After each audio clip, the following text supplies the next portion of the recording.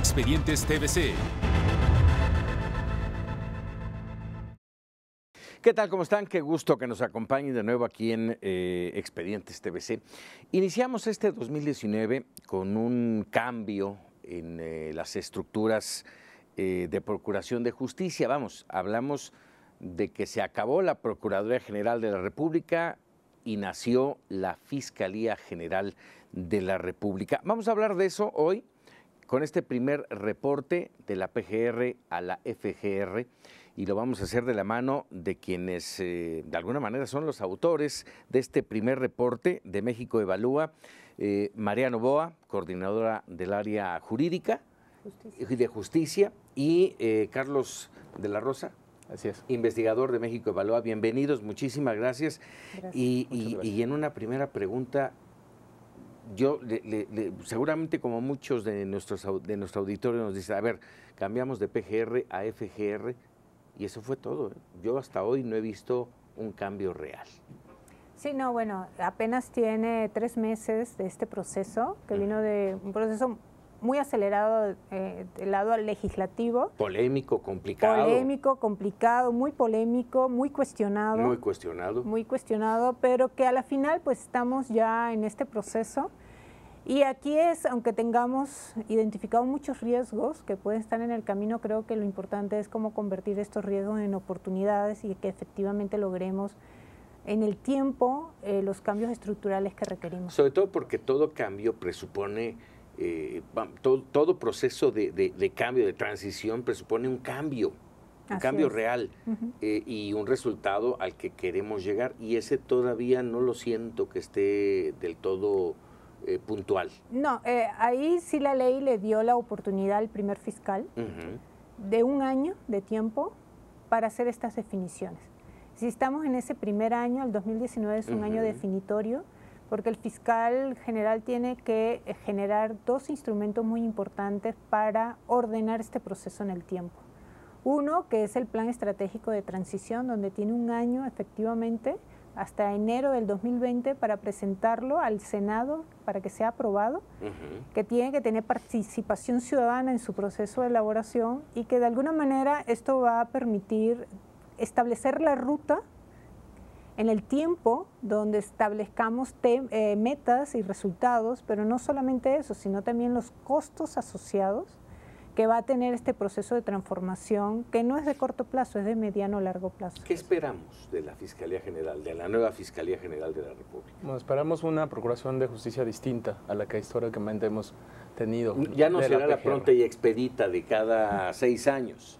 Esperamos una distinta, esperamos una que cumpla con las expectativas que tiene la ciudadanía, con las demandas y con el respeto de los derechos humanos. Y eso, pero para que eso suceda, necesita pasar este primer año, necesita desarrollar, como mencionaba María, un plan estratégico de transición, y se necesitan cumplir una serie de requisitos que están contemplados en el transitorio de la reforma constitucional para, digamos, abonar o contribuir a que efectivamente veamos un cambio. Mira, y uno de estos temas es el plan de persecución penal. Tiene a partir de enero 90 días la Fiscalía General para desarrollar un plan de persecución penal provisional, y a partir de enero del siguiente año, de 2020, debe presentar un plan de persecución penal, digamos, el definitivo, que además deberá ser aprobado por el Senado. Y esta herramienta es trascendental porque en esta herramienta lo que va a hacer la Fiscalía es establecer sus prioridades en la persecución de delito. Básicamente nos va a presentar cómo desde la Fiscalía va a definir cuál es su trabajo, cuál es su tarea, y nos va a decir, mira, mis prioridades son A y B, y después si cumplo con A y B, entonces hago C y D. Y va a ser eso un instrumento que puede cambiar de forma crucial si se hace bien la forma en la que hemos entendido la Procuración de Justicia. Eso sí lo vamos a sentir ese cambio si es que se da. Si es que se da, sí, y al menos vamos a contar con una herramienta con la cual vamos a poder evaluar el desempeño de la Fiscalía General de la República, porque vamos a poder comparar sus resultados con sus objetivos, los cuales nos estaría presentando en ese plan Para todo este proceso, que ya lo comentabas, María, ha sido un proceso polémico, complicado, desde el tema del fiscal carnal, que terminó siendo fiscal carnal, luego la implementación de la ley orgánica de la propia Fiscalía. Todo ha ido ya avanzando a partir de estos procesos, pero hay tiempos marcados. ¿Cómo vamos con esos tiempos? Hasta ahora, pues, solamente vemos que hay un desfase, que es la convocatoria para conformar lo que es un Consejo Ciudadano, que va a estar dando acompañamiento a todo este proceso en el tiempo. Eso hay un desfase que vemos, y el otro que está muy cercano, que estamos esperando, que es muy importante, es este plan de persecución penal provisional, ¿no? Esto de alguna manera, yo creo que sí hay que darle como el beneficio de la duda en el proceso al actual fiscal. No es una institución fácil de entender, es una institución muy compleja, que tiene su competencia a nivel nacional, tiene presencia nacional, y donde definitivamente es un proceso complejo también, porque no es que paramos la operación de la institución, seguimos operando. Entonces, sobre lo antiguo estamos tratando de transformar. Exactamente, entonces ahí viene la complejidad, no es que estamos, por acá quedó la PGR y aquí estamos iniciando de cero, ¿no? Esa es la complejidad del proceso, y creo que eso hay que entenderlo. Lo que sí creo que no puede darse el lujo el fiscal de lograr perder los tiempos en cuanto a lo que nos queda del resto de este año, porque es un año muy importante en términos de definiciones. Dentro de ellos estaba el tema de la asistencia, de la conformación de la sociedad civil dentro de la Fiscalía.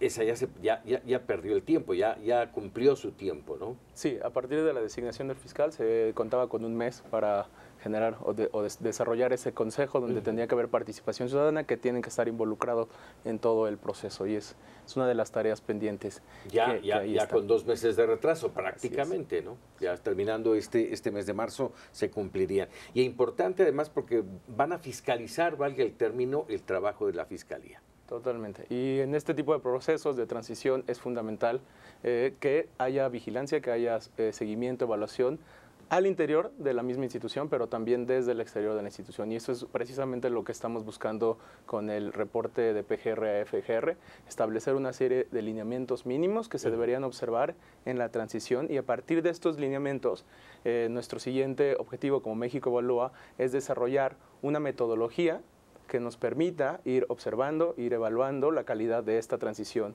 de PGR a FGR en el país. Déjame nada más hacer un resumen antes de irnos a un corte. Mencionabas que estamos trabajando sobre la base de la Procuraduría General de la República. ¿Esa base qué nos ha dejado? ¿Qué dejó de legado, de herencia, de deuda? La herencia es realmente donde se establece el tamaño del reto, ¿no? Porque esencialmente es una institución que heredó mucha inoperancia. Donde tenemos ya un importante rezago, estamos hablando de más de 160,000 investigaciones abiertas que no hemos tenido respuesta. No avanzan. No avanza, y vemos que ahí es donde tenemos el cuello de botella en lo que sería como tal la operación del sistema penal en un proceso penal en el país.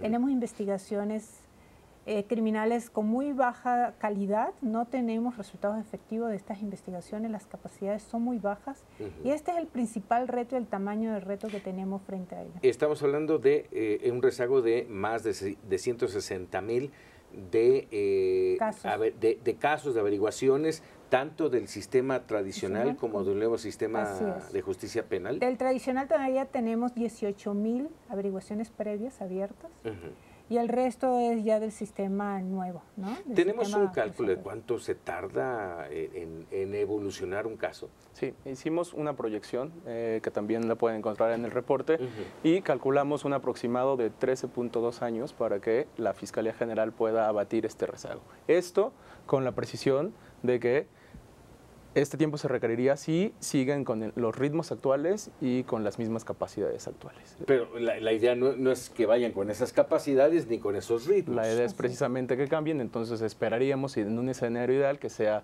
mucho más rápido el abatimiento de este rezago. Terrible, pero insisto aquí con la pregunta, ¿cuánto se lleva darle solución a un caso? Depende del caso y de la complejidad del caso, pero sí tenemos un promedio importante de prácticamente más de 2 años promedio para resolver un caso, ¿no? Un caso medianamente complejo. ¿no? Y eso nos lleva a esos números complicados. 93.2% de los delitos no son denunciados, que tiene que ver mucho con la falta de procuración de justicia. Sí, con el tema de que las dos principales causas por las que no se denuncia en este país es porque la gente no tiene confianza en las autoridades y porque considera que es una pérdida de tiempo. Trámites engorrosos, burocracia, eso es de lo que se pretende cambiar con esto. Vamos a hacer una pausa y vamos a regresar, si me lo permiten, a platicar qué es lo que ustedes están planteando en este primer reporte. Me imagino que no solamente son en esto estamos fallando, sino esto es lo que tenemos que hacer. Exacto. ¿De acuerdo? Hacemos una pausa y regresamos en Expedientes TVC platicando con México Evalúa sobre la etapa de transición de la PGR a la Fiscalía General de la República. Regresamos. Ya estamos de regreso aquí en Expedientes TVC platicando con Mariano Boa y con Carlos de la Rosa de México Evalúa. Hablábamos del reto. El reto el principal es el tema de terminar con ese rezago de 160,000 casos ahí detenidos y eso nos llevaría, decías Carlos, 13.2 años si seguimos en el ritmo en el que estamos, o sea, muy lentos, pero esperamos que no. ¿Qué otros retos, aparte de ese, María? Hay 3 retos que nosotros estamos viendo cruciales, grandes desafíos. Uno es cómo lograr establecer un servicio profesional de carrera. Que creo yo que creemos nosotros que ahí es donde está el punto más importante. De entrada, ya el decir establecer quiere decir que no existe. Nominalmente existe una definición de servicio de carrera. El problema que tenemos con los operadores que tiene la Fiscalía es lo siguiente. Tenemos un artículo a nivel constitucional que es el 123, que no le da estabilidad y permanencia a los 3 principales operadores, policías, ministerios públicos y peritos. Es decir, que aunque definas un servicio de carrera, teniendo este artículo 123, efectivamente no se desarrolla porque uno de los aspectos fundamentales de un servicio profesional de carrera es la estabilidad económica y la permanencia, y que eso logres desarrollar el personal en términos de las competencias y los perfiles que requieres, ¿no?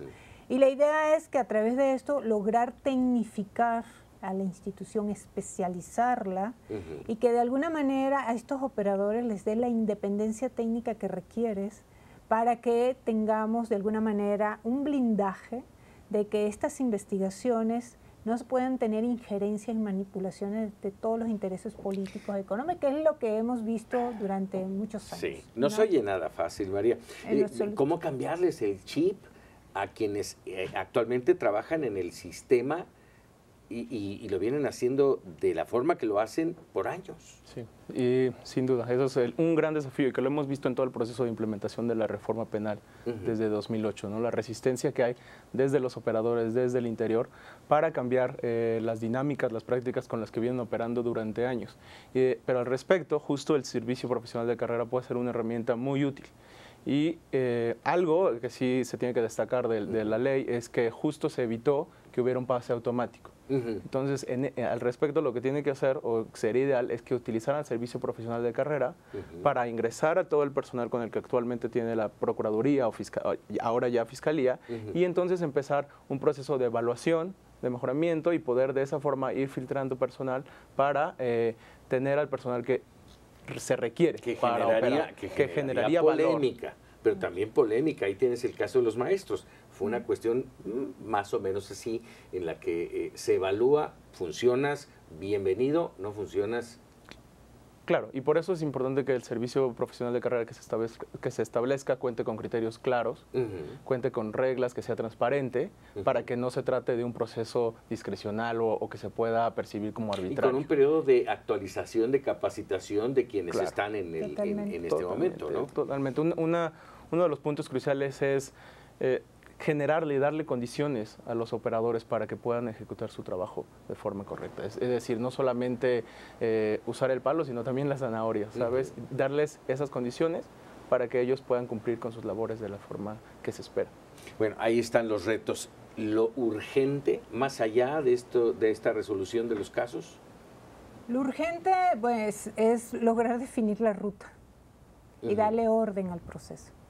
Eso es lo más urgente. Eso es lo ¿No hay un plan en este momento, un plan estratégico? Para eso tiene un año el fiscal para generar ese plan estratégico. Y ahí estaría ayudando la sociedad civil, México Evalúa con este reporte. De alguna manera es una contribución que nosotros estamos haciendo y establecimos como los lineamientos mínimos, ¿no? Ciertos estándares a partir de revisión de buenas prácticas nacionales e internacionales, donde nos permite de alguna manera definir algunos atributos que muchos de estos procesos, principalmente 3, que es lo del plan de persecución penal, lo que es el desarrollo institucional y el servicio profesional de carrera, ¿no? Ahí estamos estableciendo, y aparte todo el tema de cómo manejar toda esta acumulación de casos e investigaciones que tenemos y también cómo lograr administrar todos los nuevos ingresos que vamos a tener, ¿no? Entonces, damos estos lineamientos mínimos que de alguna manera, aunque nos sirve a nosotros para ir midiendo el proceso e irlo evaluando, en términos de ciertos estándares de calidad de ese proceso, en términos de resultados que queremos a mediano o largo plazo, pero también le sirve a la institución, y eso un poco lo hicimos la semana pasada, se lo presentamos al equipo cercano al fiscal general, donde la idea que tenemos ahí es pues darle estos insumos técnicos que les puede a ellos de alguna manera ayudar en estas definiciones, ¿no? Como te decía, no es un proceso fácil, es entender una institución muy compleja y que con 2 meses, 3 meses no lo vas a lograr. Con muchos vicios también. Con muchos vicios, con malas prácticas, entender eso, entrar en las entrañas de esta institución y tratar de lograr ciertas definiciones y mantener una operación, porque no puedes parar la operación. Entonces creo, el aporte que le estamos dando, inclusive se los comentamos a ellos. Nuestra idea sí es tener un conjunto de indicadores que nos ayude a ir midiendo, tener la posibilidad de accesar a información interna de la institución, ¿no? A ver, en ese sentido, déjame preguntarte, esto lo platicábamos fuera del aire, ¿ya tuvieron ustedes un acercamiento con la Fiscalía, con el fiscal Alejandro Gertz Manero? Esto mucho tiene que ver con voluntad para hacer las cosas. ¿Cómo lo sintieron? ¿Qué hubo con esa reunión? Mira, en un momento determinado pues sí hubo apertura en términos que inclusive le decíamos, inclusive nos preguntó qué necesitamos, su equipo nos preguntó qué necesitamos, pues la idea que tenemos es tener posibilidad de acceder a la información que vayan generando del proceso y tener la posibilidad de observar algún tema en especial que creo que hay que documentar, porque hay que documentar todo este proceso, es inédito en el país. Creo que esto también va a servir de reflejo a nivel de todas las procuradurías y fiscalías a nivel de país, a nivel local. Y nos dio esa apertura, nos dijo que sí, que va a tener esa apertura. Igualmente la ley establece en su régimen de transición de que tiene que ser un proceso transparente. Y que tiene que haber rendición, debe de haber rendición de cuenta de lo que está pasando en ese proceso. Es decir, no podemos tener ya estas cajas negras cerradas. Tenemos que aperturar porque es parte del proceso. Si tenemos que buscar la manera de que la sociedad vuelva a creer en estas instituciones, vuelva a de alguna manera a tener confianza en ella, porque para eso era en parte lo de la autonomía. Si la autonomía lo que te permite, es una gran oportunidad, es lograr de nuevo crear esa confianza y esa legitimación de esta institución. ¿Tendremos esa autonomía, María? Bueno, hay que darle el beneficio de la duda. Exacto, sí, totalmente. Ahora, dentro de todo esto las cosas se siguen moviendo. Uno de ellos es estas modificaciones al artículo 19 que abre el catálogo de aquellos delitos que se van a considerar o que se consideran ya graves, pero también deja abierta la puerta lo que el nuevo sistema de justicia penal acusatorio había dejado fuera. Y es que ahora eres, por decirlo de algún modo, eres sujeto de ser detenido, ¿sí? Y hasta que se compruebe que eres inocente, ¿no? Cuando esto ya lo habíamos dejado. Sí, un cambio desafortunado que se hizo en la Constitución, que es contrario a la lógica de la reforma penal de 2008, que justo uno de los ejes de la reforma penal de 2008 fue la presunción de inocencia, el debido proceso. y justo hacia donde deberíamos estarnos moviendo como país, como sistema de justicia, es hacia una mayor presunción de inocencia, hacia mayores garantías, hacia mayores respeto de derechos humanos, y esta reforma del 19 pues es contraria a eso, y lo que va a terminar haciendo pues es profundizar muchas de las injusticias que históricamente hemos visto que ocurren en este país. ¿Eso ayuda a la Fiscalía? No, más bien nosotros eso lo vemos como un gran problema y un importante riesgo, porque fue una puerta de entrada que se abrió a seguir modificando el Código Nacional de Procedimientos Penales.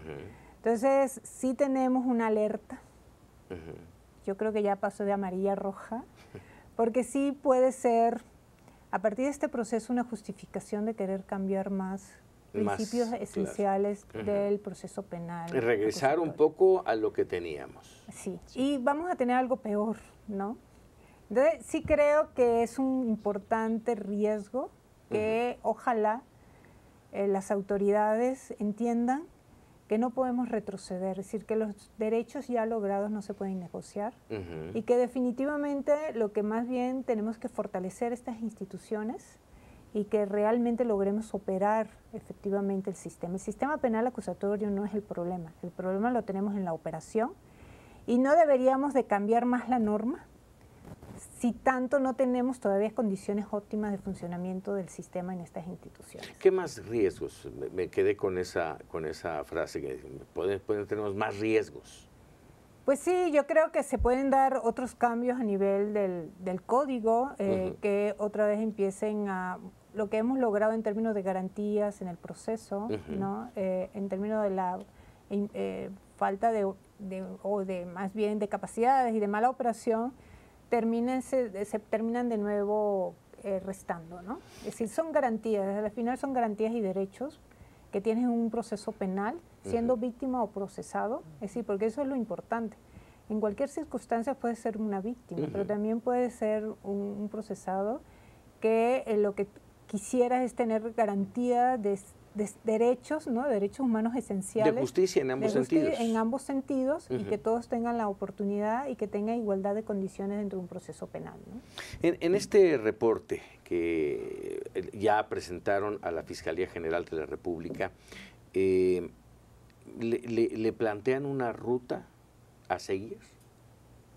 Sí le planteamos de alguna manera cuáles serían como los principales programas que deberían de considerarse en un tiempo. El tiempo lo tienen que definir ellos, porque hay que ver con qué contamos. Realmente nosotros no tenemos información completa de lo que está pasando allá adentro. Entonces no podemos dar ese paso, ¿no? Sería ser muy osado de dar un paso sin tener información. Para eso tenemos un año, para que ellos también nos digan a nosotros cómo está la institución, ¿no? Es decir, en qué condiciones encontraron la institución, y a partir de ahí, pues sí, establecer una ruta, y ahí nosotros también podemos seguir aportando, porque es parte del proceso del observatorio que queremos hacer en los próximos años. Sí, del interés principal. Sí. Yo solo añadiría que, o sea, lo que hacemos en el reporte es identificar riesgos y oportunidades y darle elementos a la autoridad, identificar áreas prioritarias a las cuales tienen que poner atención en el proceso de transición, pero ellos saben desde el interior cómo es que está operando este gran maquinaria que es la PGR, ahora FGR, y eso es el objetivo del reporte. ¿Hay buenas expectativas, siendo honestos? La verdad sí tengo mis dudas, dudas, pero porque no veo claridad en la visión, es decir, no veo como una visión transformadora. No la hemos captado, ¿no? En las declaraciones públicas que han podido dar ciertos funcionarios, el mismo fiscal general. Entonces, eso es, por eso yo digo, vamos a darle el beneficio de la duda, ¿no? Es un hombre conocedor, es una persona conocedora de estos procesos de seguridad y justicia. Hablamos de Alejandro Gertz Manero. Así es, y yo pienso que ojalá, así como quiere proteger a las personas frente a esta institución, ¿no? Que se vean protegidas en su proceso penal, pues que efectivamente eso se traduzca en cambios importantes, pero con una visión transformadora y de cambio importante y de evolución real de la función de procuración de justicia en el país. Porque lo que sucede en la Fiscalía General va a ser de alguna manera un espejo de lo que podamos esperar a nivel de una procuración de justicia a nivel nacional, ¿no? Así es. ¿Comentario?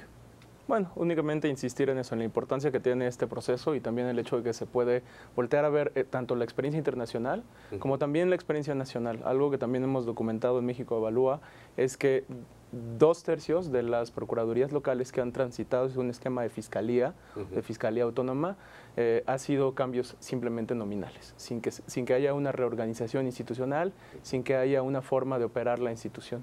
Entonces creo que ahora la Procuraduría, la Fiscalía, tiene este gran reto, ¿no? de transformar la Procuración de Justicia en el ámbito federal y que eso tenga algún efecto tipo cascada en la Procuración de Justicia local.